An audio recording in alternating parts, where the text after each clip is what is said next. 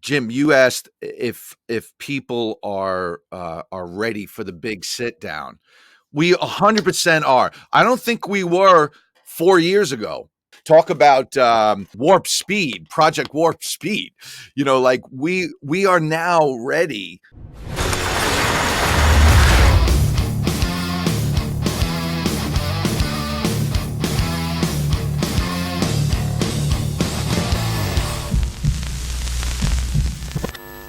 Mikey Mike, dude, good to see you. Yeah, man, I'm excited. We're in the bunker today. We are in the bunker today. Where's my damn glasses? Hold on. I got to wear glasses for a bunker. There's a lot of bunker stuff to go. Dude, how exciting the freaking eclipse video is going nutso. It's going nutso. That thing is, it's just skyrocketing. I mean, we're in the millions. Yeah. I mean, I did the night before the eclipse. No, 2 nights before. It was a Saturday at the Paramount. And then the eclipse was Monday. And even the eclipse has a lot of things to do with what we're going to bunker down with today. Dude, 6.5 million views on that. That's crazy. That's insanity. See, wow. I think a lot of people find it funny, but they also find it like, this is kind of a mockery of all this. I'm excited about today. I always love doing the bunker. I love doing the bunker because then we're allowed to go so far and wide. And we're going to hit a subject today. First, let me say hello to my, I got a great guest today. And I want all you, listen, with all conversations, you have to open your mind. You can't hold on to a tree and say, this is the way things are. And I think I showed you guys an example where it's so simple to manipulate one another. And it just, the minute you get over the fact that people do that, your mind will expand. It may spook you out. Let it spook you out. What are you afraid of? Go far and wide with your thoughts. There's nothing wrong with that. So we're going to go into territory today where I'll just say this. Years ago, I wouldn't even listen to this. I used to do this podcast called The Metal in Me. I think it may still be up somewhere. It was more comical, and we did a lot of heavy metal. We try to write The Odd Couple with the lead singer of Judas Priest living with Ozzy Osbourne. It was kind of funny. Ozzy'd be like, I'm pretty sure I bought a milk today. I don't see the milk. And Halford would be like, do you like frozen bananas? I have frozen bananas in the freezer. It was so stupid. We just laugh at it. So anyway, when we were doing that, the guitar guy, one of the guys on there, a guy named Mike Ticci, look him up on Instagram, and incredible musician in person. He's like, hey man, I got a friend, and he brought this subject up. And I was just like, dude, I can't take you seriously. I'm not even going to listen to you. This is a stupid conversation. And it's just amazing how not only is it not a stupid conversation, but it's a very important conversation, what we're going to have today. And I want to remind you of this. I showed you an example of a professor, because we trust professors. Anyone with a label, we must trust. Fully and 100%. They are trustworthy. They are our idol. And he had a blue circle right next to it, an orange circle. And he goes, one of these circles are bigger than the other. And I'm telling you, I feel like I'm wide awake and I'm with it and common sense. And I'm staring at these two circles going, is he crazy? That was my first reaction. Is he crazy? There is no way one of these circles are larger than the other. This guy's crazy. And he goes, look at it real hard. I know a lot of you think it may immediately look like they're the same, and that's what your instinct tells you. But I'm telling you, one of them is larger. Now we're gonna have a vote. How many people think the blue circle is larger? And all my life, I'm sitting there looking, going, this guy. And then I went from, you know what? The blue one is. I guess the blue one is a little. I didn't see it before, but yeah, I could see the blue one's a little bigger. And the classroom raised their hand, like maybe 3/4 of the room. And he goes, "Which one thinks the other circle's larger?" And then the rest of them. He goes, "All of you voted on which one was larger." Well, guess what? They're the same size. Exactly what your instinct told you, and that's how easy it is to manipulate a society. It's that easy. You just don't believe it. So let's put our glasses on and get ready. You need to just listen. Just listen. I don't care what your ideologies or what you were taught in school.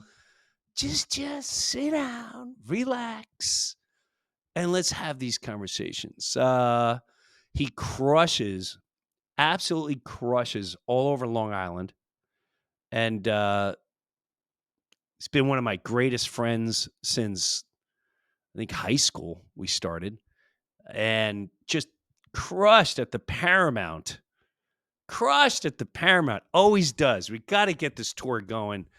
Jimmy Shaka's with us in the bunker. Thank you, bro. What's going on? I'm excited about today. I don't know if you want to start with some stuff, but I have a guest, and I really, really can't wait to get in his subject. I forgot my glasses, but I do have my tinfoil hat. Did you get did you get anything going with I saw all these different things online about the eclipse and all that jazz, and I did the bit that night, which is going crazy right now. But on a deeper note, like, I saw videos, Jimbo, where a guy was, I guess he was looking through the glasses, and through the glasses you see the eclipse, and he's going, and it's all over the internet, and he goes, so if the moon is casting the shadow, and then he'd cut to the sky where the moon was, and you're like, I saw that. Why is the moon right there? And well, then what's covering? What is that? What is going on? So if NASA is wrong, then why do we believe anything anymore?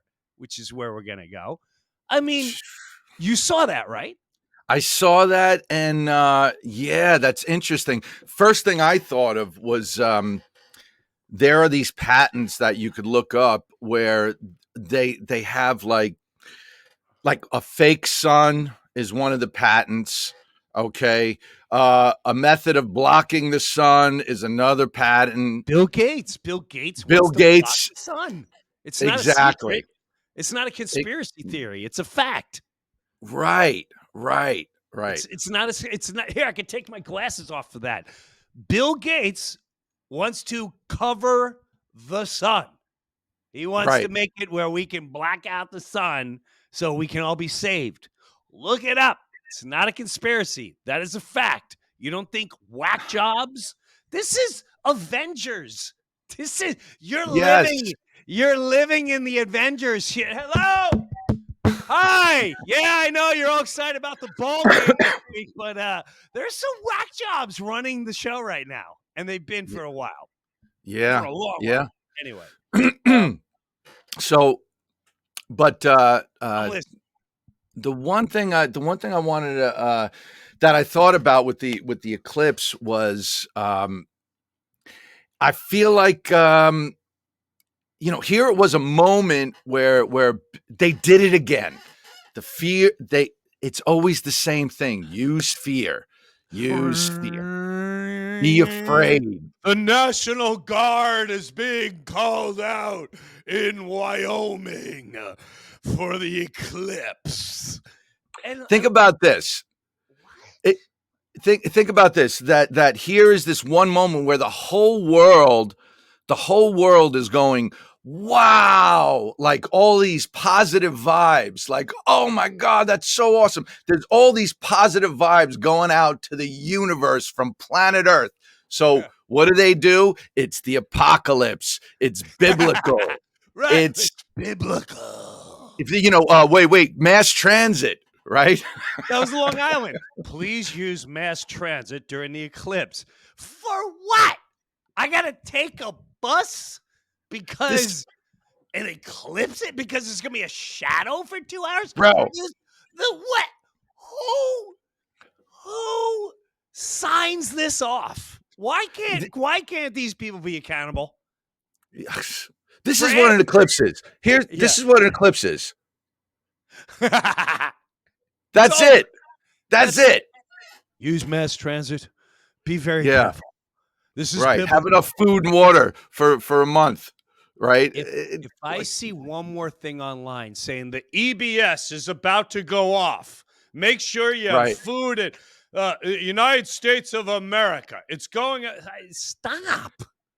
And I fell for it too. Like I you know what? I didn't think anything naturally was going to happen because an eclipse is, like I said, that's all it is. It's just the sun. It's a shadow. It happens 5 times a year all over the world.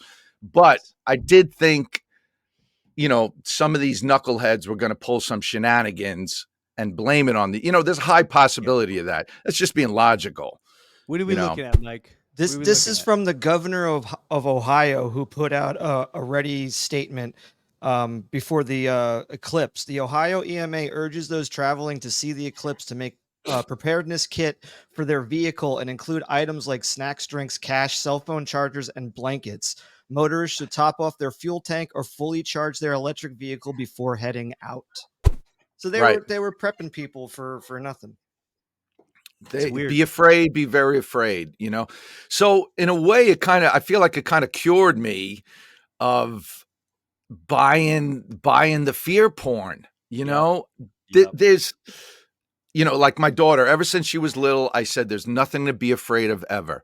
Be smart, be aware, but you don't have to be afraid. Don't be afraid, So with that said, I want you to understand, as you're listening, as you're watching, I know it's a little hard to think that things aren't what they seem, but they're really not.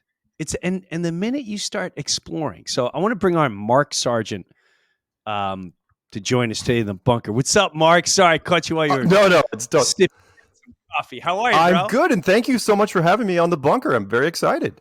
This is great. No, I love it. This is a subject where I won't get into it yet. I won't get into it yet, but the amount of people that try to poo-poo this is mind-boggling. And I was 100. I want everyone to know I was 100%. This is stupid. This is the dumbest thing I ever heard. What's wrong with these human beings? And now it makes all the sense in the world. And I have no problem saying that. I want the world to know, yes, Jim Breuer is open for the flat earth world. And it makes way more sense than a spinning ball. That's all I'm saying.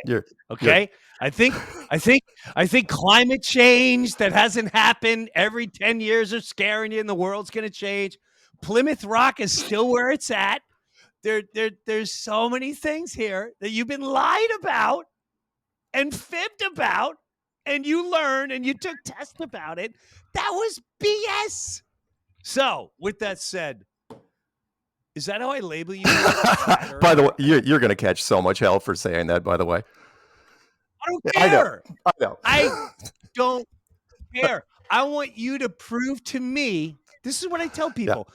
So where do you get information? Well, the scientists have proved that they lie. Who's getting another shot? That's right. It's true. Who didn't take ivermectin because it didn't work?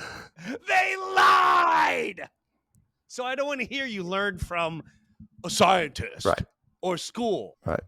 Because it has proved none of that it's all nonsense. All right, sorry, I'm going. No, really no, no. off It's there. okay. And But to your point, I do a section on a podcast every Tuesday called, and I've been doing it now for what, 2 years, called Lucky Unlucky. Yeah. Where I say, okay, if you're lucky, you caught, some sort of weird side effect that reads like a book of witches spells. And if you're unlucky, you catch suddenly, unexpectedly, short illness, brief illness, blah, blah, blah, and then you're done. So yeah, absolutely. I'm totally with you there. So before we get into this, if you don't mind, Mark and Jim, I saw something. Now, this guy's a flat earther.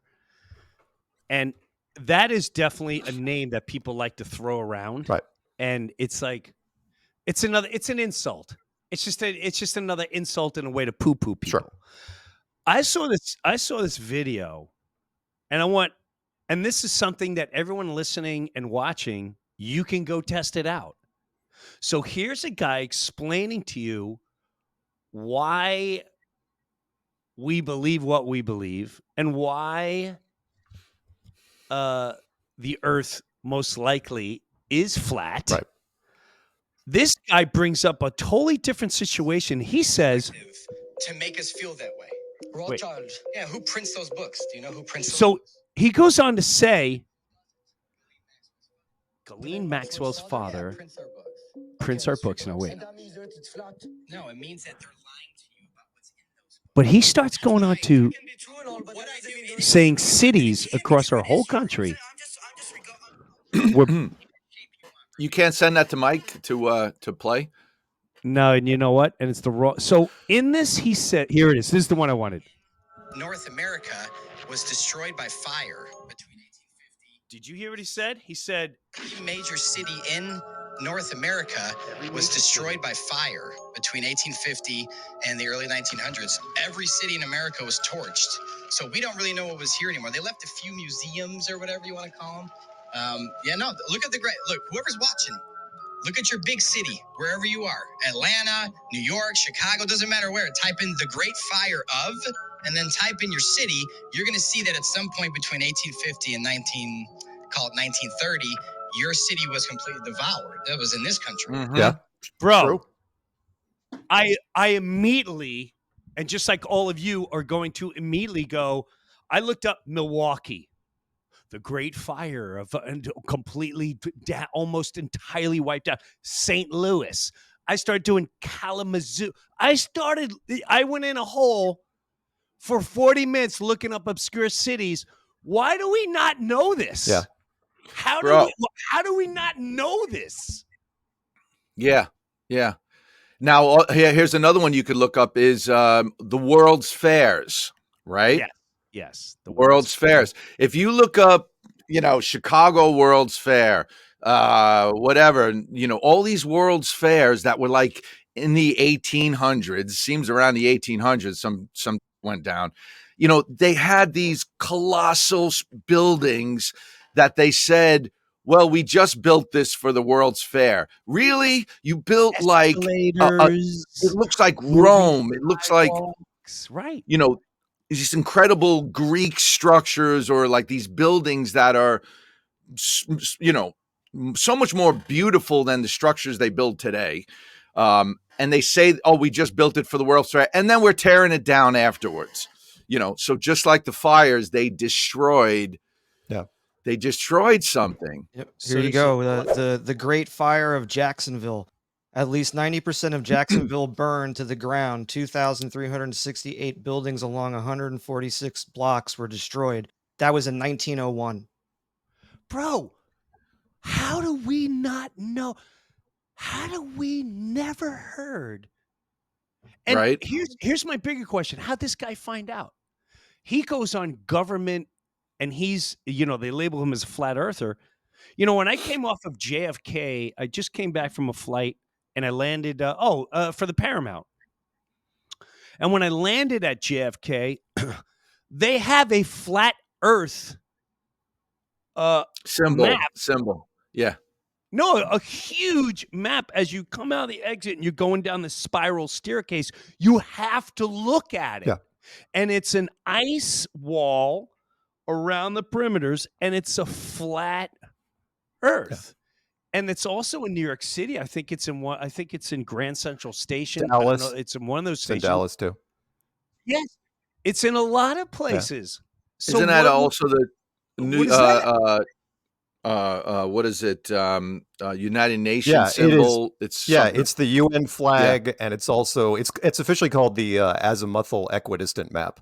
But yeah, it's all the same thing. And that's so the UN can use it as their flag, and it's totally legit. But if we say, "Oh no, it's what the map we use in our community," and they'll go, "No, you're crazy." It's like, really? It's the same map. And by the way, the UN flag, real quick, there's a continent that's missing on the UN flag, and which is Antarctica. An entire continent is not on the UN flag, and instead is replaced by these giant spiky Greco-Roman wreaths on the outside. It's like, wow, that's kind of interesting. Right. I mean, Antarctica is at least as big as Australia, at the bare minimum, if you believe what science tells you, but it's not there. Although I have to say, I don't trust the UN, anything about it. They want to be, they want the United States to be under their control. No, thank you. Right. We know that. So, but what do you think, Mark? Yeah. When did you let me put on my glasses. Because I don't like the bags under my eyes. They really bother me. So that gave me an excuse to be like, hey, we're going bunker, put on the glasses. When did you start? When did you start diving into this? 2014, after I had run out of every other conspiracy I could think of. That was when I started. Because I never got married. And if you're a tech guy, if you're into tech, you are on the internet a lot. And you go down a lot of different rabbit holes. And I'd run out of rabbit holes. And finally, it's like, okay, I'm not getting any younger. Let's look at this flat Earth piece of crap. Right? I hated flat Earth. Absolutely hated it. Everybody that gets into so did I. Yeah, I know one of my friends, David Weiss from DITRH. He used to ban people that would bring it up in chat forever, like lifetime bans. He'd be like, banned. You bring it up flat Earth, banned. And I looked at it and I thought, okay, I can shoot this thing down in a weekend. And that weekend turned into a month, which turned into 9 months. And then finally, at the beginning of 2015, I just asked the internet for help. I made a series of videos called Flat Earth Clues. And I said, okay, I can't prove the globe in a court of law anymore. I didn't even like saying the word flat Earth. And I put it out there with all my contact information, which is a smart thing to do. Put all your contact information on every video you make. And waited for the shoe to drop. And it never did. But I had people immediately start contacting me, military people, saying, okay, it's not that nuts. Here's why. It's like, what? What? No, all right. When you say like a military person, yeah. Like who's reaching out? out? Good Lord. Like someone you know? Complete strangers were contacting me. The first guy was a guy named Sean McCrary. He was a Sparrow missile system instructor for the United States Navy. He was the very first guy. And he goes, I want to go public with this. I want to talk about this. He goes, we do not account for curvature over the spin of the Earth in any of our firing solutions for missiles. And I go, you really want to go public for this? He goes, yep, I do. And I think I mentioned to you briefly when we were talking last week or a couple of days ago, where I said when we did that podcast with him, the DOD was pinging our server nonstop. Not because of flat Earth, but because he was a missile system instructor. And they're like, oh, please, God, don't let him tell us how to compromise the missile system. And then a sub guy contacted me, a retired master gunner, tank commander, howitzers, just about all branches of the service. And then air traffic controllers, pilots, everybody except aerospace contacted me. And they all kept adding the same thing. It's like, yeah, it's not nuts. Look into this, little mini deep throat things. So because I'm like I said, the more I look into it, and the water thing really hit me. Water lays flat. Meaning, water always lays flat, Yep. and water, no matter what, if you turn it, whatever, it always looks for a flat. It flattens its surface. Yeah. So, if we're on a ball, how's the water just not going? Right. You know, either fall off or whatever, and then people say, "Well, gravity." Right. I love when people say that, And they know what they're talking about. and for your listeners, Yeah. another thing which I just thought of, which is, look, find me curved ice anywhere.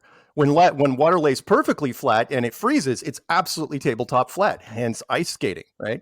No, there is no curved ice anywhere. I mean, yeah, you can make you can There's no like today at the roller rink. We'll be at the ice ball. You know, maybe you can do a couple circles around the ball. I mean, you're right. Yeah. There's no such thing as ice forming in a circle. Yeah.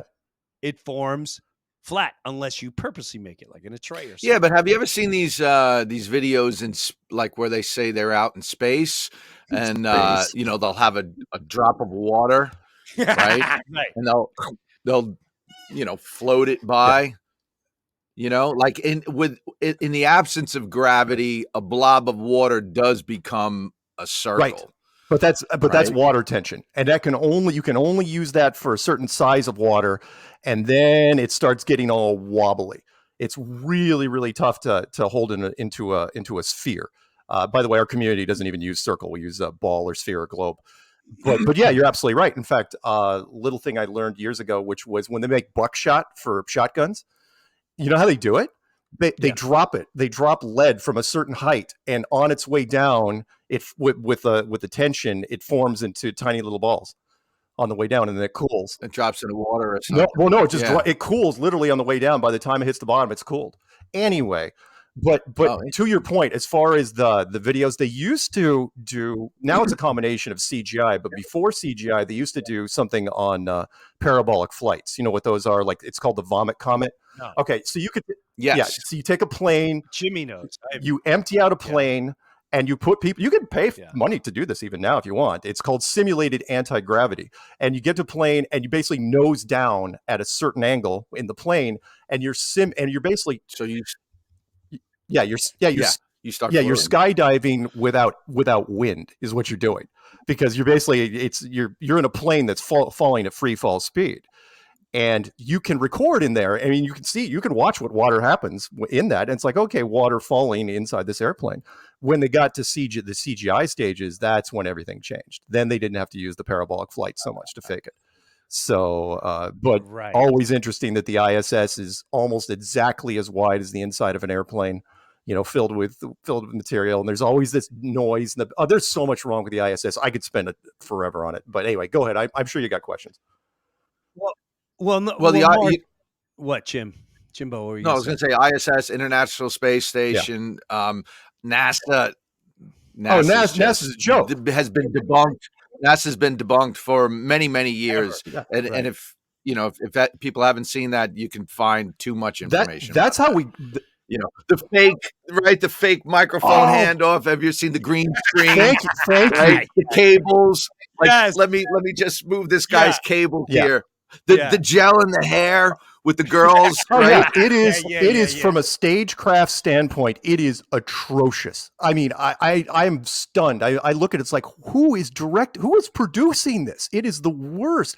When the women came out with their hair doing the Bride of Frankenstein thing, when they permed the hair straight up. Yeah. And I'm going, that is the last thing you would ever do, right? Normally, because like, okay, all you have to do is put a hat on them, tie their hair back, whatever. It's like, oh, no. We want to try to simulate anti-gravity and the general public will believe it.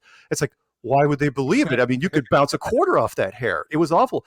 But it's like they jumped the shark. Absolutely. But it even bypasses the one part about that was clever, which was it completely blew past the whole point, which is nobody should have hair in an ISS at all because of the air filtration system. Nobody should have hair. They should absolutely be shaved. I mean, eyebrows, the whole 9 yards. It should be like a swimming pool, you know, a public pool where like women had to wear hairnets back in the day. I think they still do. Yeah. And that's what, because, you know, like you have an 8-inch strand of hair that breaks off and starts floating through. That would be disgusting. It would be absolutely, and it would clog up the system in 2 seconds. And so it's like, why do these women have long hair? And then it was like, wait a minute, why does anybody have hair? They wouldn't, absolutely wouldn't. Yeah. And the wires. Thank you, by the way, for bringing up that, the microphone, the hat handoff that never happened. Like, that was the most egregious thing ever. You ever seen somebody grab something that wasn't there and put nothing away on the shelf? and I show that to, normies, space lovers, and they're like, oh well, they short circuit. They don't. Well, this is where we're at, Mark. It's like when you show people that, like, I can show people and they'll go, it's on the internet, or I'll go, whether it's the actual footage. Yeah. Like, Right. how do you not? But they can't wrap their heads around. They just can't, or they don't want to. It's weird. I've had real quick. There's a movie coming out soon on Netflix called "Fly Me to the Moon." Scarlett Johansson. And the premise is during the 1960s space race between the United States and the Soviet Union, a relationship develops between the NASA director in charge of an Apollo 11 launch and the marketing specialist brought in to fix NASA's public image and stage a backup fake moon landing. The movie's about. That is. So are they starting to put out? Is this the beginning of, or is this more propaganda? I think it's to spear up. I think it's a little bit of muddying the waters, because that movie that Mike just mentioned. Hi, Mike, by the way. It is the remake of a British film that touched on the same subject from a few years ago. This one's, of course, a little higher octane with Scarlett Johansson. I think Channing Tatum's in it. And the premise is correct. Yeah, the premise is that you create a backup film reel for the moon missions in case they die in real life. So the moon missions actually happen, but in case they tank and crater it on the moon, you can run this and no one will know the difference, right? Which begs the question. It's like, what then? Why would you ever try to do it in the first place? Why would you ever try to do it for real? Right. And by the way, that was another thing. One of the reasons why our community just kept growing and growing and growing was because the moon missions aged so horribly. Apollo, even back in the day, after they cut it off in 1972, the last Apollo mission, there were guys, this was way before the internet. There were people, who could you tell, right? So you had to go to like UFO conventions with like a table at a booth, with, and be like, look, these things don't, and it was the super nerds. It was the science guys that were out there. Let's like, look, this doesn't match up and this doesn't make sense, but no one was listening to them. So that when we finally came out, we had a whole bunch of anti-Apollo people that were like, okay, now I can get on this train. So then there was Stanley Kubrick was supposed to be involved in the landing. Oh, right? Have you heard that? He absolutely was involved. Real quick trivia for you. Kubrick was Go ahead. Kubrick was approached in the early 60s. NASA was founded in 1958, and Kubrick was approached in 1959, 58.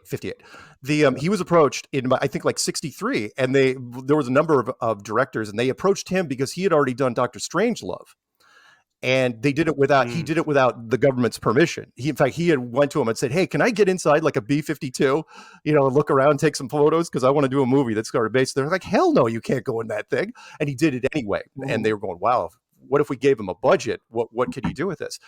And they the story, and you probably already know this, Jimmy, which is he was sworn to secrecy, of course, but then he made his big 2001. Well, he did of course. It's 5 years. He did, okay, what can you fake on film? So he made 2001: A Space Odyssey, which is absolutely gorgeous to this day. You play that thing on Blu-ray, it is freaking flawless. They release it in, and if you go ahead. I was going to say, if you look at it, it's almost like the model for what they did with space, because that was before we allegedly went to space, right? Yeah, it was before we went to space, and he's doing these planets that the cinematography of it was just breathtaking. Really is. You got to watch that movie. And again. he releases. Maybe go ahead. He No, releases it in 68. Apollo 11, the Eagle has landed. It was in 1969, and subconsciously it filled in the gaps for a lot of people. But it turned out to be a nightmare because he ended up taking the movie. He did not make a lot of movies. He made The Shining in 1980, and then encoded his confession into The Shining, into the movie The Shining. Yes. And then we Explain Sure. that. Oh, Explain my that God. for anyone. First of all, it's one of my favorite movies. Explain what you're talking Okay. about, because I try to explain and I can't find it again. Oh, it's So easy. You could. I'll show you. and before and just for anyone Yeah. questioning, I want to ask you this for all the listeners, anyone watching. Yeah. If you're going, well, it's a movie and Bob, it's because he was a movie, then I'm going to ask you to watch two other movies. Watch Argo, It's good. okay, and watch Wag the Dog. We'll start you off real simple. Yeah. Wag the Dog. I insist that you watch Wag the Dog, where basically, and you could say it's a movie, and you can believe it's a movie. It's way more than that, but it basically shows you how government knows how to create the greatest film. They can create any story, any film, and it could be a front for something that you had, which is a billion times bigger than the beautiful shiny stars you're staring at. We have Wag the Dog. We create war. Right. We create murder. Let's get some of our children and we'll wind them up in the name of patriotism and nationalism. And we'll get a director to make it look like these people are suffering. And we need to save them in the name of freedom. So send our children to get slaughtered so some of these people can make some cash and do a land grab. Now, I'm just saying it's a movie. It's a movie. And then when you get past that, go by Argo, which is something that I remember living through. So with that said, Then go look at the Miami Mall aliens. Yeah. Then look at that. Yeah. And by the way, there were in Wag the Dog, there were no plot holes. It was absolutely believable. Absolutely. How they laid out, how you build a war from a Hollywood standpoint was brilliant. Yes. Absolutely brilliant. It's brilliant. And even at the haunting ending where Dustin Hoffman is like, it's like, hey, can I turn this into an actual movie, a fictional movie? And De Niro, the CIA guy's like, no, you can't. And you could tell that Hoffman was going to go through and the CIA were going to whack him. And it's like, yeah, that's how it would have gone down. Because it's like, you can't say no. It's really. Yeah. So you can't say, you don't have a choice. So The Shining. One Flew of the Cuckoo's Nest is, I'm sorry, The Shining is giving you clues. He confessed during certain areas. Go ahead. So The Shining, which was a Stephen King book, and that's a wonderful floor pattern. By the way, hold on that shot if you can, because that's a great shot. The Shining, which was a Stephen King book, which was eventually taken over by Stanley Kubrick. He wrote the screenplay for it. And what he did was, in that movie, because he couldn't say anything, right, about his involvement with the Apollo program, he was going to get whacked. Yeah, he was going to get whacked. In fact, the black guy, and I can't remember the actor's name in the movie, who got hit in the chest with the axe, that was to symbolize the one friend that he told and that got clipped. And I'm still trying to figure out exactly who that was, which was, and the whole Room 237. Okay, so we did not know. Kubrick died in 1999. And the Blu-ray for The Shining came out some years later, like only a few years later. And there were people, nerds, super nerds, that were going through it frame by frame. And there was a guy that figured out the whole thing out. He's like, oh yeah, and he called it Room 237. That's the name of the documentary. You can look it up. Real easy to find out there. I mean, you can find it on Rumble and BitChute and Brighton and stuff like that. I saw that. Room 237, brilliant. It was also known as the Moon Room, which was, the room number on the key was an anagram for moon room. And the premise was nothing in that room is real. It's all fake. It's all an illusion, which was interesting for a moon room. And it started out as a dream, the gorgeous girl in the bathtub that turned into like this zombie, turned into a nightmare, which was the project that Stanley Kubrick signed on for. I mean, come on, there isn't a director alive. It's like, hey, unlimited budget. You have 5 years to make the film. And he's like, yeah. I mean, he spent money on this thing. And what he did was he built little things into it to show people. I'm sorry, the 2001: Space Odyssey. But in The Shining, he built little things. So like his sweater, for example. And I can't remember does that say which Apollo is that?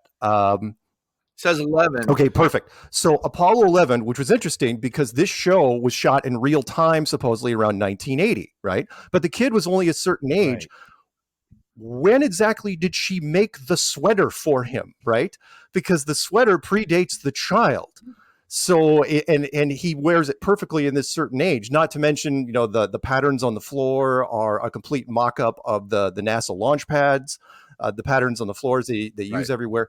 If you get a chance, watch it. It is an absolute. I don't want to break it down entirely because it takes too long. I mean, there's a whole documentary on this, but it is but you got to focus. The reason why they call room 237, 237,000 miles to the moon. That's Roughly, and I know Oh. people say it's an elliptical orbit, and sometimes it's 237, sometimes it's not. But the general accepted distance is 237,000 miles to the moon. It's like, oh, okay. And that hotel didn't have a 237 when they were shooting.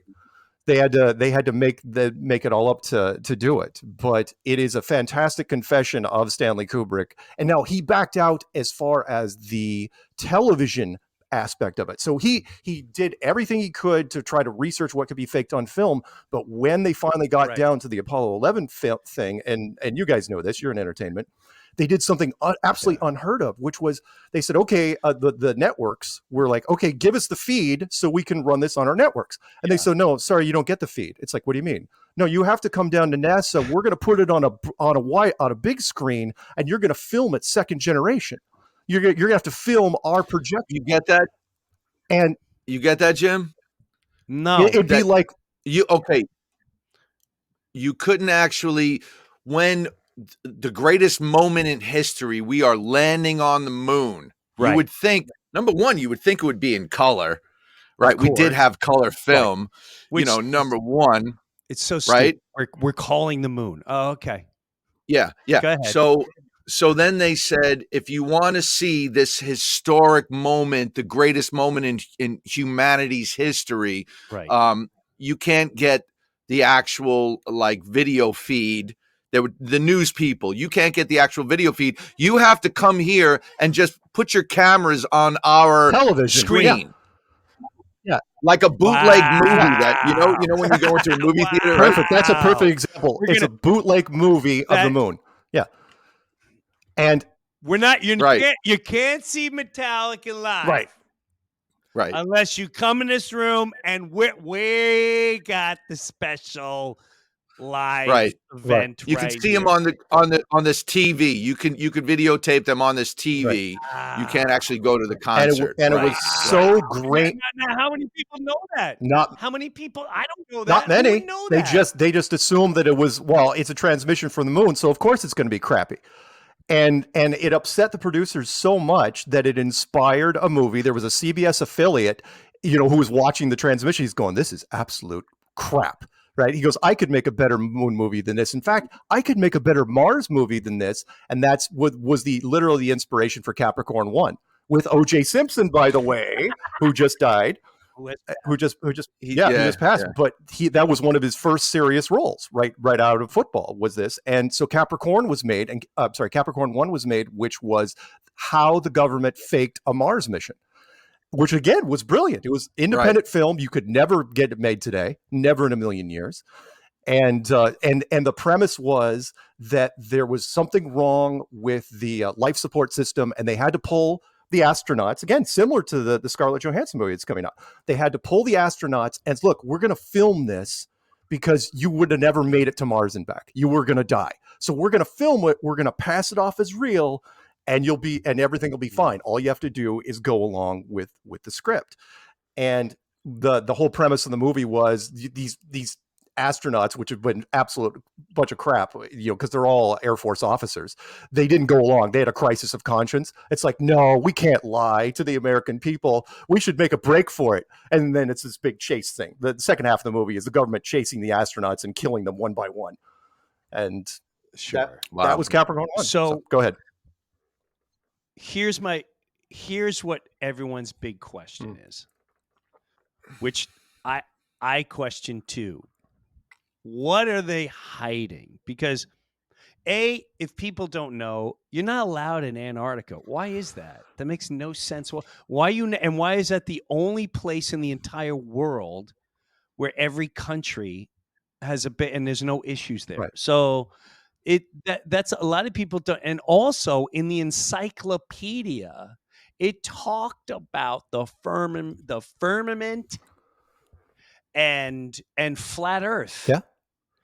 And so it's like, well, then why did the globe come out after this big Antarctica treaty? No. Do you know? No. I don't even So know. you can look in. I mean, you could go into Google and type in ancient cosmology and click on images, and you'll see just a wall of the same thing. Every freaking culture, and I don't care what the nerds say about the Greeks. Screw the Greeks. Everybody drew the same thing, which was some sort of snow globe, because that's what it looked like, right? Stars curve over the sky, and so everybody drew basically a snow globe.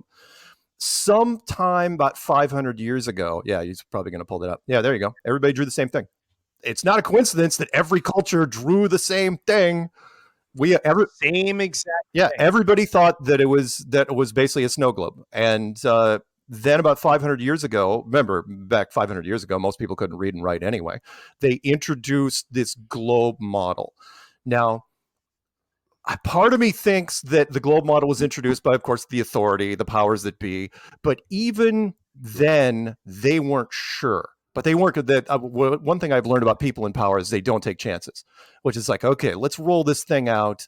And it's easy. Again, you don't have to read or write to understand the globe. You can just show it to people. It's the only thing, by the way, we debunk to children. We put it in the kindergarten classroom. We make a statement first week of class. It's like, we used to think it was flat, but now we think it's a globe. Put it in the, underneath a flag, and 12 years later, your brain is cooked. Right. So, but what happens is once the globe was introduced, they still didn't know for sure. And the premise, how we got into it was, again, the Antarctic Treaty, which was you didn't have the technology to figure it out until almost 1960. You're meaning you didn't, until the internal combustion engine was built, until you had pressurized airplanes, you didn't have the tech to figure out what this world was. I mean, you had wooden ships, you had horses, you had trains. That's all you had. Antarctica, it was worthless. So and that's exactly what we did. All the moves that our government was doing back in the 1950s kind of went along with that, which was we just researched. The Navy was out there constantly since the late 1920s, all the way until 1955, 56, Operation Deep Freeze, where I figured out it's like, oh yeah, that's when they pretty much had it locked down, and that's when everything changed. Was around 1960. In 1959, the Van Allen radiation belts were announced up above that said you can't do space travel because it's super deadly. That didn't age well. And then the Antarctic Treaty was put in, which says no corporation can set up shop in Antarctica forever. And if you know anything about treaties, we've broken every treaty. I mean, treaties were meant to be broken. Ask the American Indians. But anyway, go ahead. Right. No, so corporation. You just said something else that's interesting. Yeah. Corporations can't set up shop. Governments can set up shop. The military can set up shop. In fact, there's only 5,000 people at any given time in Antarctica, and they're almost all military or military related or military adjacent. And why do you and Jimbo? What were you say, Jimbo? Have you ever seen the Fitbit videos? Oh, what's Fitbit? Okay. Oh, please, can I do this one? Let him explain. Okay, so this video is on my channel. I could send it to somebody if you want, which is great. So some years ago, when the Fitbit came out, right, everyone was really pumped about it, because it was this new technology. Oh, look what we can do with the Fitbit! And one of the side things of the Fitbit was it maps where you go. Right. So if you take a lap around Central Park, well, it makes this big rectangle around Central Park, and it goes wherever you go. Well, military guys were also wearing these Fitbits, and all of a sudden people's, what they were doing was they were making it public knowledge. So it's like, look at all your Fitbit friends and see where they went. Right. And all of a sudden you're looking at like places in the desert where there's no roads, and there's these big giant boxes and circles and structures where military guys were walking around with their Fitbits activated. And then for whatever reason, there were also a couple structures in Antarctica where there was no roads or airports or even anything. And it's like, yeah. And we're and I'll send you the link. I'll put it on when you guys are talking. But of course. And of course, shortly after that, they turned off the Fitbit public tracking for everybody, because it's again So new technology. It's great. I don't understand. Jimbo, you speak Yeah, more. yeah. Okay, Dumb it down so for me. right. So what they had was they had a website. If you had a Fitbit, right? One of Yeah. those Fitbit is kind of like a watch, but you could hey, you did this many steps today Yeah. and your heart rate is blah blah blah, right? Right. So these military guys, I guess for Christmas or whatever, they all got these Fitbits, Yeah. right? That they just happen to be wearing. And right, there's a website where And they had it it down would in track. Antarctica. These guys had it in Antarctica. So somebody had the idea of looking on the Fitbit website Yeah. at Antarctica, okay? And they Okay. looked at Antarctica on their Fitbit map, Yeah. and it showed that there were thousands or hundreds or maybe thousands of these Fitbits. And the funny thing was, it made the shape of a pyramid in a lot of them, like so that they were out like climbing a pyramid, literally. There were all these. You could tell Wow. where they were walking. Like if it's tracking you, it's going to go dot dot dot dot dot dot dot dot like everywhere you're walking, right? Yeah. Dot dot Yeah. dot dot. It tracks it. So eventually, that becomes a pattern that you can Yeah. see. These people are walking here, walking there, So walking there. so So you can see they're walking in a like in a giant yeah, pyramid. I put In I put the link on my channel for anyone that wants to see it. But I'll give you a different angle, which is Fitbit in their marketing genius thought that, oh, we'll show how many people are using Fitbit. Now, of course, if Jimmy was wearing one, it'd be like I couldn't see where Jimmy was walking. I mean, that's a privacy concern. But it would just take the name off. So here's all the people in the entire world that are using Fitbit, and here's where they're going. And it didn't matter. The dumb part was they didn't filter it. So it's like, okay, here's a Fitbit guy at the grocery store. Oh, here's a Fitbit guy at Area 51. Oh, here's a Fitbit guy down in Antarctica. Oh yeah, all the military bases. And so all of a sudden the government's looking up. It's like, hey, first off, so they had to call all their guys and said, freaking turn off your Fitbits. Do not bring your Fitbits to work until we can solve this. Yeah, wow. Dumb. Which, first of all, yeah, Jimbo, does anyone have a concern about that? Oh, I bought this new toy and it's tracking me. Right. I'm being tracked my every move. Yeah. Okay. Dude, I realized we started talking about that, Jimbo, when they first came out with OnStar, and even before OnStar, but that was the first one. We were like, oh my God, if you get in an accident, it's okay. You have OnStar, which most people are like, oh my God, that's amazing. But it's listening. OnStar's listening to you. So they already figured out how to track you in your car and listen to a conversation. Yep. And it's always in the name of your safety and to help humanity. It's so brilliant. So here's my question, which I think a lot of people ask. Yeah. Why? Why hide it? Why are they hiding it? Is it for what reason or reasons would they hide this whole news that people more and more are grabbing onto? And it makes a lot of sense when you there's a couple reasons you would hide it. I've got my two favorites, and by the way, I should probably preface it with. I mean, I have a couple, but I want to hear yours. I got to remind the audience that we had nothing to do with the building of this place. That I got to get that out of the way, because people would say, we don't have the technology to build a flat Earth, a Truman Show this big. And it's like, no, of course not. All we're doing is keeping the secret. Right, it's one of the reasons it doesn't come off as sinister compared to every other conspiracy. Every other conspiracy, it's dark and brooding, and we should overthrow the government, and everybody talks like Batman. So, quick question, Mark. So, are you? And I'll ask you, Jimmy, the same thing. Is it in your opinion? Is it like what is it? What was the show? Truman Show, where it's not really even the sky and the moon and the things and blah, blah, blah.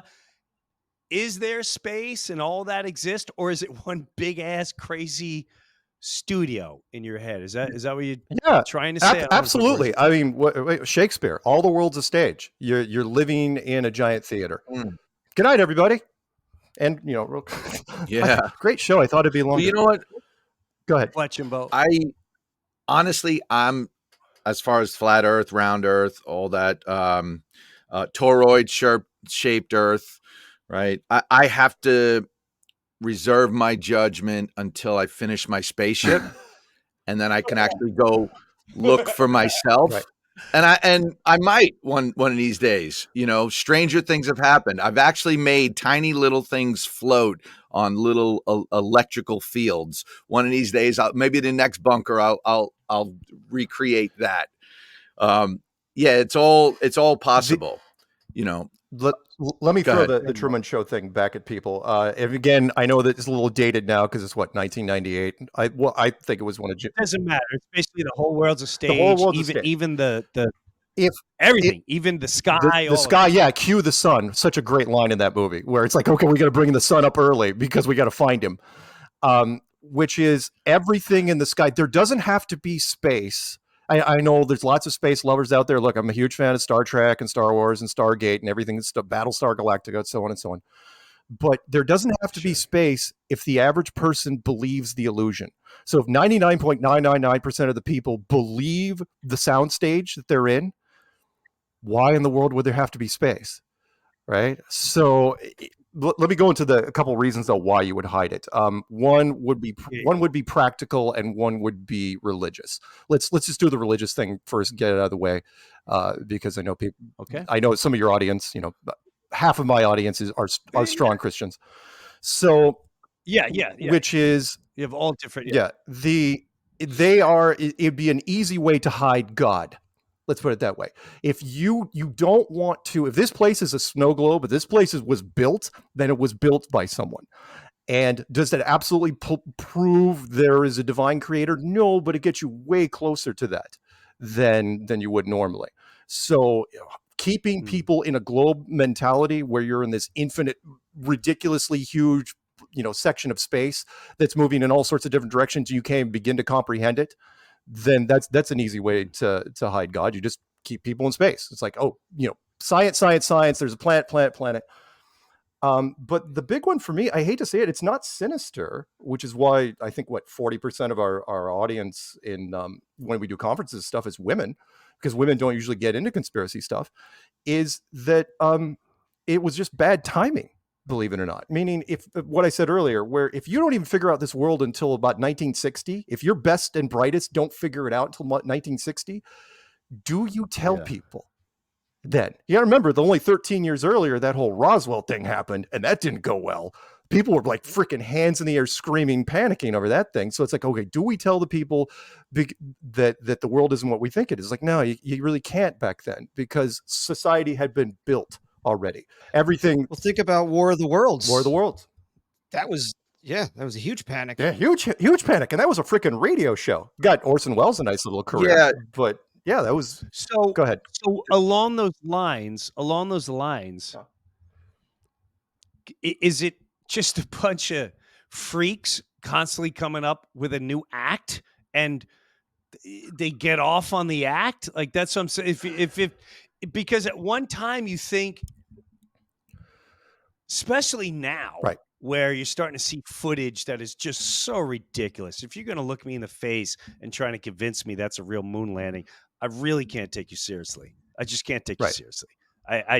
If you're going to be vicious at the moment, like, and you got nothing to back it but the footage you're showing me, then you're in trouble. Right. So with that said, there has to be a point in time where humanity goes, you know what? It's all no. Really? I mean, but is there land? Like, well, I don't know, but is there land that we don't know about that they're enjoying land? Is it to keep us over here and we're all just experiments? Let's try this toxic waste on them and let's see what works on them. Let's try, like, we're the lab rats of a whole different Yeah. insane society that We could lives be a beyond the farm. ice wall? Are we a farm? Is it for money? Is it for slavery?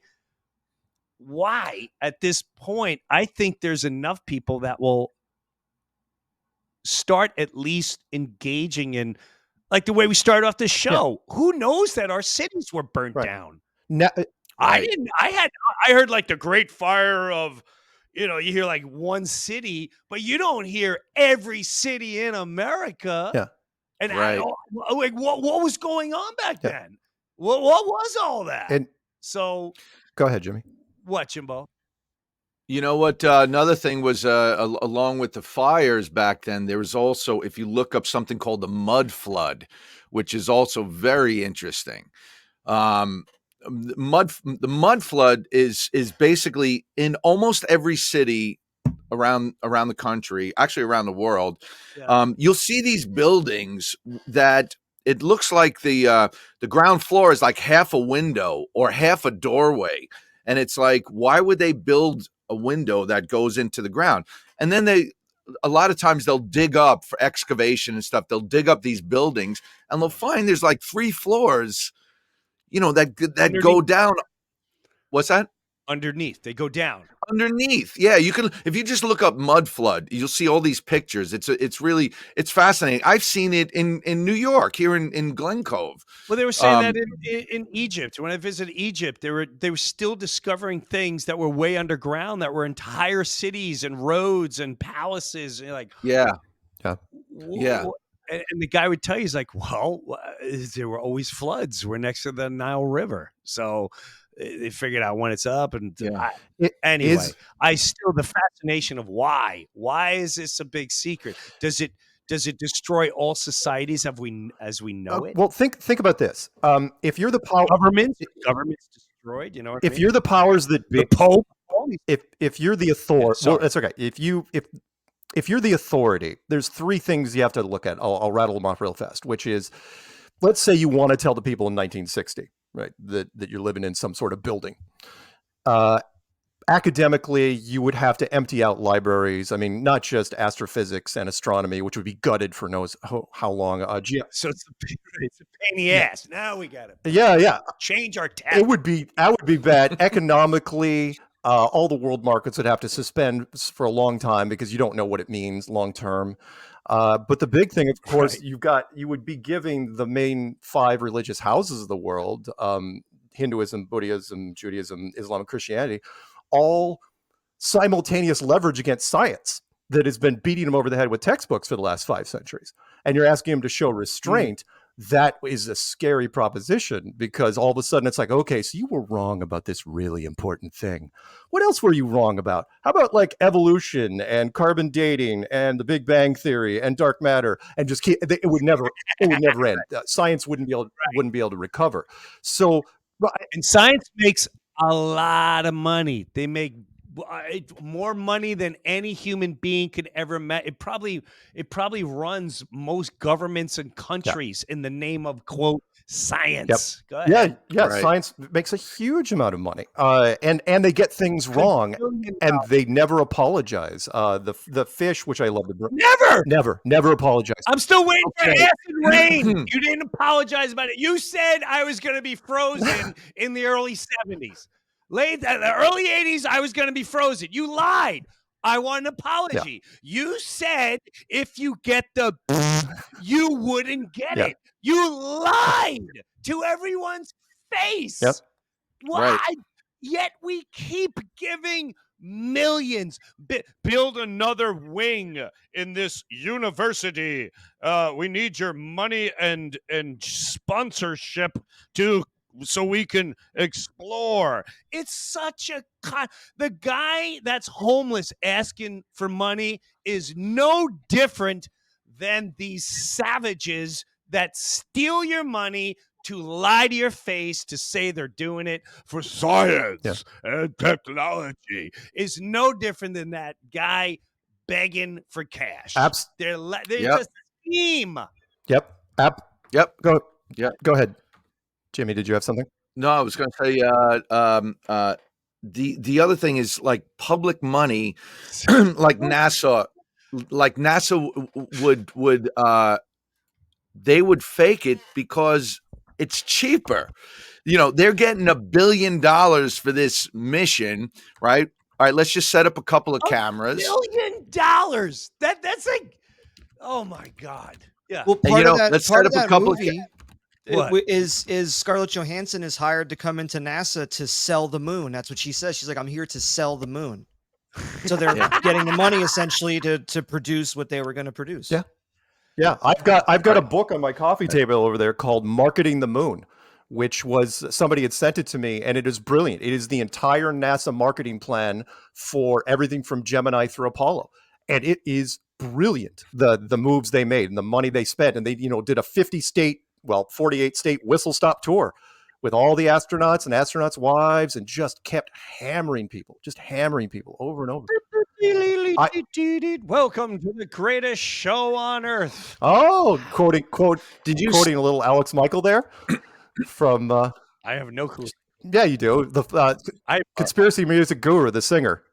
Flat Earth Man. Oh, I love that guy, but no, I didn't even know he did that. We love him. We've had him on the show. We love that he's guy. great. He's great. No, Mark, I did you? do that. It's a carnival. Look at ring number 2, where we're gonna launch something to the moon. Yeah. Okay. Mark, did you happen to see that this week there was an electrical discharge someone caught off the side of the moon? I Did you see that? saw that. It was before the eclipse, right? And it was a couple days before the eclipse. I did see it, but I couldn't, unless I get multiple camera angles. I mean, it was one guy's phone. It's like, I need more. I didn't know what to make of it. It was cool. I didn't know what to make of it. It was cool, but I couldn't give it that much credibility because I only saw one of them. It's got to be more than one person there. And then, sorry, I agree. And I agree. then there was that one. There was that one which looked. It was weird, but I mean, I don't know what the answer is with that giant face next to the moon. Did you see that one? I saw that too, and he made a couple of those. And again, it was one guy. It's the same guy. guy. It was gorgeous. It's all the same guy. Was the same guy? Probably. It was. Yeah. All the different ones were the same guy. It's a wonderful effect. This cool, backlit face behind the moon. That was awesome. Again, if yeah. And it got traction. I'll give you that. Hey, real quick to what you were saying, Jim, which was, look, people don't have enough faith in themselves, which is why I did a video called The Code of Credibility, which I said, look, we respond to uniforms, police uniforms, fire uniforms, and if you're wearing a lab coat, and we've done it. Yeah. We've gone on the street. If you're holding a like if you try to hand out just flyers on any street corner, you can't do it. Right. You wear a lab coat, hold a clipboard. There's nothing even on the clipboard. People will walk up to you and say, "Hey, really intelligent person that's probably smarter than me, what are you doing here?" Yeah, and it's nonstop. You are my exactly. And did you know that was marketing that was actually done on intentionally? And I believe it went back to cigarette commercials in the 1950s, where they're like 4 out of 5 doctors smoke, Raleigh, right? And they're like, well, you got to look like a doctor, so put this lab coat on and these stethoscopes. Like it was a marketing thing. Can I do a quick 30-second rant on Bill Nye while we're on it? Bill Nye, the science guy. Bill Nye, again, he started out as a part of a comedy troupe in Seattle. And I remember Ross Schaefer was the guy that's like, hey, you're kind of tall and angular and have interesting features. We'll put a lab coat on you, have you do some science stuff, and we'll do some skits. Next thing you know, Disney's looking for their new version of Sesame Street. It's like, yeah, let's grab this guy, right? He's safe. We can totally use him. He gets syndicated. Next thing you know, I'm seeing Bill Nye on different science programs, right? Here's Bill Nye talking about the Mars rover. Here's Bill Nye and his opinion on climate change. Oh, here's Bill Nye. This just happened. He's in front of the doom clock, the doomsday clock. And I would talk to producers. It's like, why do you keep using him? He has a bachelor's degree in mechanical engineering and he abandoned it immediately. And they're going, because he looks the part. And they told me, they go, Right. actual scientists are super dry and they can't talk well on camera. This guy will do anything we want him to, and everybody believes him because they saw him when they were children on television talking about various crap. And it's just stunning to me. It's like, really? The guy who played Spock, in Star Trek, they Yeah. used Leonard him Nimoy. Yeah. to push. They pushed him when I was a kid. I loved watching Star Trek, and they pushed him to scare the living daylights out of all of us.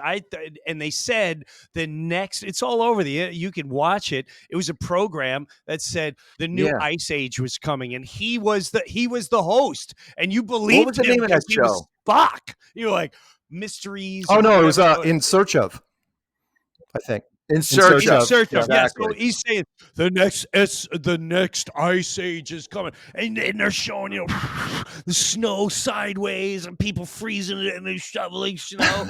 The fact that humanity if it's on the screen, it's truth, and no one would lie or put up false images. And it's mind-boggling that people don't believe the boogeyman is on the other side. And they know you're gullible, and they know you're vulnerable, and they know what they're doing and how long they've been doing it, and you're tested and rated and everything else. People, oh my goodness, stop. And thank you, by the way, for before I got in talking about the eclipse and the fear around the eclipse. I knew it right away. Again, I'm jaded. You know, I went through the whole Nibiru thing back in the day, where people, which is why like my next podcast is going to be called, the next show is going to be called Kicking the Can, because now already there's people saying, well, you know, there's delayed effects from the eclipse. There's like eclipse sickness and crap like that. It's like, sure. But the fear beat they kept throwing in, it's like 2017 was not that long ago. Nobody cared. Nobody cared about the 2017 eclipse. This one was apocalyptic. Everyone was saying it. I was looking at websites saying the end of America starts on April 8th. And it's like, what? Are you serious? Yeah. I always wonder, but I wonder with the whole lying, is it just because it'd take too much time, like you said, Mark? Like, now we got to rewrite tests. Well, I got to write books, which there is none of that anymore. Or is there land over there? And is it like Avatar, where land is floating and we know how to use energy? It is like Star Wars. You have the hovers and they move. Jimbo's talking about things floating. I know. I don't care what anyone says. I know we got that technology. Sure. You're not going to convince me. Free energy, free everything. We're just, as beings, we're entitled to live off the world. Right. So maybe it is control. Maybe it's a bizarre slavery. Well, I don't know. But I really want to go on the other side of Antarctica. Why can't we go past Antarctica? Right. Nobody ever explains that. And to me, that should be the first major red flag if you don't believe or don't even want to look into flat Earth. Right. Why are you not allowed to go to Antarctica? It makes no sense. And why can't you go past it? What is the big deal? What is the big deal? To your first question, I probably should have brought this up earlier, which is you can't be the greatest authority if you're not. Meaning, if all of a sudden you admit that we didn't build this place, you as a government, government right now is the highest level of authority that we have. You all of a sudden immediately lose credibility. People will start questioning you and ask the questions that you were asking, which is, it opens up the door to too many questions. First off, it'd be like, yeah, so we'd really like to talk to the people that built this place, and we think you're keeping secrets, and is there more land over there? And we need to know that too. It would be way tougher to keep everybody corralled if all of a sudden you admit it'd be chaos. It would be chaos. Potentially. Chaos. Well, I was going to say, it just makes, in very simple terms, it just makes the government not the top dog. Like right now, they're like, no, we're the top dog on the planet. We're the top dog. But then if we find out that, somebody else bigger than you built this place, or, there are higher intelligences. You know what I'm Yeah, saying? All of a sudden, they're not top dog. It's why the Air Force has never come out and said, really talked about UFOs at all, because you can't rule the skies if you don't rule the skies. You can't come out and say, oh yeah, there's some things flying around up there that could just beat the freaking brakes off of our stuff. You can never ever admit that, because that says you have some sort of vulnerability. So they'll tease every once in a while. It's like, oh look, here's a grainy UFO over here, and here's something out of focus over here. But they don't want to talk about it. And also, go ahead. No, the only concern, well, not the only concern, but one of the concerns I have with the whole concept of whether the Earth is flat or not is that, well, one time I had heard that it was one specific military guy that came up with the idea of, let's call it a flat Earth, and the reason was, we got to keep these guys off balance, meaning us, the people. Let's have them arguing about everything other than the voting machines that we all still have in place that stole the last election, that are probably going to steal this election if we're not paying attention to it, blah, blah, blah, blah, blah. You know what I'm saying? Keep them arguing about anything other than... That's a power thing. That's a control. That's power and control. Are the demons? I call them demons, and they're in our government. Yeah. They're in every government. Even the military guys that contacted you, maybe it's all right, we got to push this agenda. We don't know. Yeah, there is. You know what I'm saying? What you're talking about is the whole the disinformation argument, which is, do you create flat Earth as part of a government program? The idea, and introduce it into social media in 2015. However, and I get where, I understand why some people look, the truther community is suspicious as a rule. I still have people like, I know that you've talked to Eddie Bravo a few times. Eddie Bravo still to this day thinks I am a government agent for whatever reason, because it was started like 9 years ago. I cannot get him off that. Thank God he's friends with other people in our community. But he'll never talk to me. But like, I will go to, for example, I'll go to conferences every once in a while, and one of my guys made me like a CIA logo shirt, just a little logo on the shirt, right? I'm wearing it in broad daylight, and there's people looking at me sideways the entire conference. It's like, oh yeah, that guy. It's like, come on. But as far as go ahead. I feel like there's so many people now, and I think there's enough people all over the world that are questioning so many things.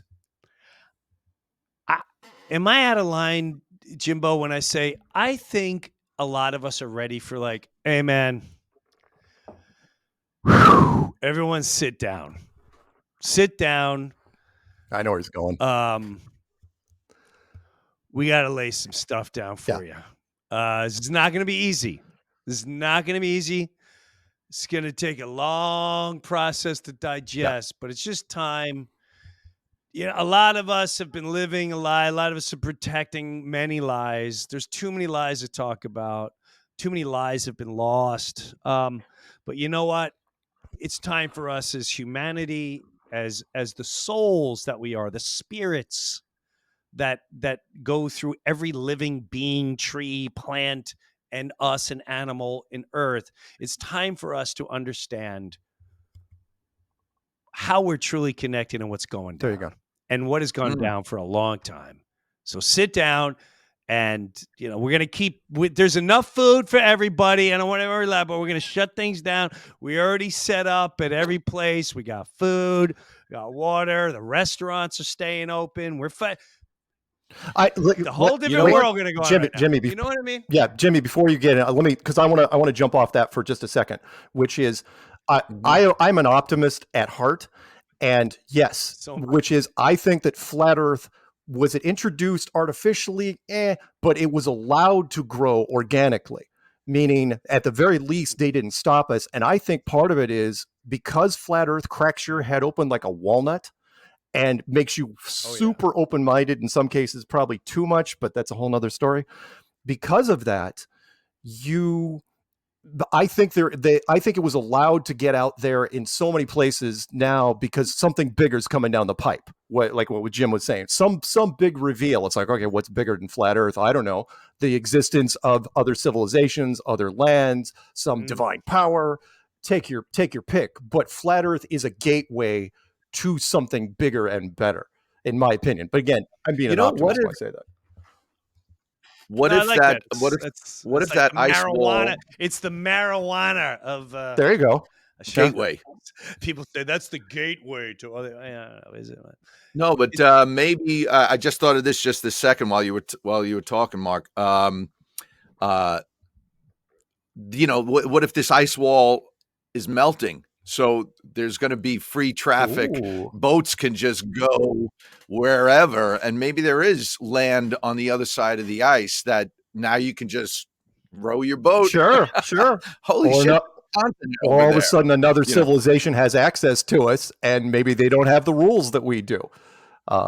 Exactly. Yeah. Exactly. Yeah. What if that goes down? Like, they But-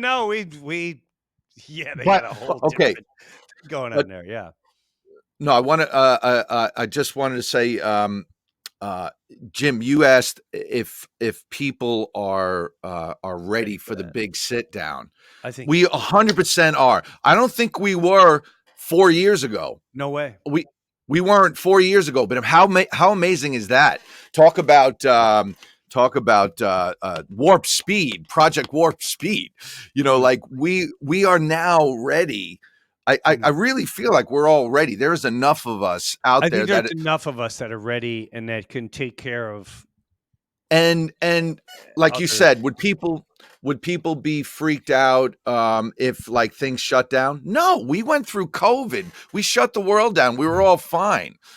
So if they said, listen, we gotta have a standstill here for a couple of days and we're gonna talk about what the deal is. And how to move forward in peace Mhm. and prosperity. Because if something like that went down and all it is fear mongering, then we know it's like a whole big hoodwinkle thing. Yeah. Right. But it's got to be, hey, this is the way life's got to be from this moment. We messed up. Somebody messed up. We're not going to blame them. We're not going to start taking people out. We're not going to point at one particular group of people. But there is a time when all beings, not just humans, all beings, we had access to water and plants and air and space. And it may not have been perfect, but somebody came along, took it, bought it, said how much it's worth, controlled it, created establishments. They call it colonizing, which is really burning cities to the ground, taking children. God knows what you do to them. And you started this enslavement society where we need banks and we need to work for a piece of paper that represents your entire existence of life, which is not, we're the only beings that live like this. Mhm. And it is so thoughtless. You think you're so thoughtful. We're beyond thoughtless. Yeah. But I think enough people now are ready for just like, can you just tell us like, are we bringing it to the streets? Are we, it's like, what, just get to it. Can we just get to it? Do we have to survive on our own? You know what I mean? Stop now. Stop. That's what I hope goes. I try to call it sometimes bad reset, good reset, which is, I hope for the good reset, what you're talking about, the big reveal, the big sit down, where they level too. with people. But I also think that the equation is always trying to balance itself. And I think there's nefarious types out there, as you've talked about in different things, that want the other reset. The bad. Yeah, exactly. The horse. Yeah. And I shall never give up control. You know how much money I make on the Super Bowl in sports? That's just a part of my money. We're not even talking about NASA and how many people I get, quote, funding everything I want to research. They love that word, research. By the way, thank you for bringing up the Super Bowl. I called that one immediately. The second, I don't want to go off on a different tangent because it's minor, but the second time I saw her in that freaking skybox, I go, oh my God, the Chiefs are going to win the Super Bowl. I go, that is. Of course, so did I. Who didn't see that coming? Should have placed a bet. She's dating the She's guy. dating the guy. Oh, okay. And he's pushing for that big pharma company. Let me guess, she's gonna push for the. Yeah. No. Oh, You have to be Sub-Zero to not see that. yeah. coming. That was so blatantly telegraphed. Oh my God, it was frustrating. It was comical. Awful. Freaking tub. It was frustrating. Still is frustrating. People going, I think it's amazing that she's dating the best family. Really? Yeah, What a the coincidence. ex cheerleader and the jock. Yeah, that was a wasted opportunity. And I said that weeks beforehand. I go, if you really want to go all out, you have him at the podium, frickin' give her the ring right then and there. But they weren't going to commit to that because it's not real. It's not real. Not actually happening. In fact, there was a story that came out just recently where he goes, I don't know how I got her. It's like, oh, dude. Yeah. Whatever. Now for the record, my personal belief is that it's not built. That's just me. It's not built for whatever, meaning man-made built. What, this place? Earth. Oh, yeah, no. Earth, firmament. We're not that good. In my head. Well, no, and that's why I was confused earlier. I'm like, built. Built. I'm thinking man. Oh, no. I'm thinking human being. No, okay. no. All right. As long as we're on the same page. That's then all right. Then we're all all good. There is what, Jimbo? There are stories or some people think that the moon is an artificial satellite. I don't know if you ever heard that, but if you look that up, I heard that. there's stories. There was one story where supposedly they shot some probe at the moon, and when it hit the moon, the thing rang like a bell, and it rang for like an hour, right? That they could tell. Anyway, so which would suggest that it's hollow, right? And the other thing is, and this is the strange part, is that there's always the same face. Like, why is it the exact same face? Always, no matter where you are, you can see the face. It never changes, not even a quarter degree in a century. I'm not going to say that it was lazily done because it's very nice and decorated. Oh, that, and of course the craters. I don't know if you guys ever thought of that. The craters are circles because every impact came in at a 90-degree angle, and it's like nothing's. It should look like a 10-year-old shot at it with a BB gun. And it doesn't. It looks like it was perfectly decorated. It's like, we're going to big circle here and big circle. But yeah. Interesting. Well, and then there's and then that, and of course what we just witnessed, which was coincidentally, it is 400 times more narrow, but 400 times closer than the sun, which is why it fits exactly in front of the sun. And it's like, okay, that is a bit of a coincidence there, because no other planet can claim that.